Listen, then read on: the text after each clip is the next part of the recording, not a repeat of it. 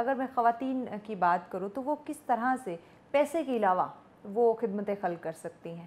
خواتین کا میں سمجھتی ہوں کہ سب سے بڑا جو سوشل ورک ہو سکتا ہے نا وہ تربیت ہے، کیا بات، پرورش. زبردست. جو ہمارے معاشرے کا پورا سٹرکچر ہے وہ خواتین کے ہاتھ سے نکل کے جا رہا ہے. یہی بات، تو اگر وہ انہیں بچوں پہ بڑا کوئی کام ہوگا ہی نہیں، ہوگا ہی نہیں، کوئی سوشل ورک ہے ہی نہیں اس سے بڑا.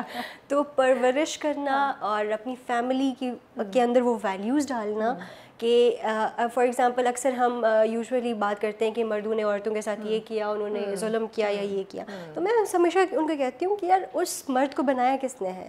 اس کی ماں نے بنایا، اسی نے کی ویلیوز ڈالی ہوئی ہوں گی. تو ہم جو سمجھتے ہیں کہ پاور سارے مردوں کے پاس ہے، ایسا نہیں ہے. خواتین کے پاس سب سے بڑی سافٹ پاور ہے جس سے وہ پوری دنیا کا اسٹرکچر چینج کر سکتے ہیں.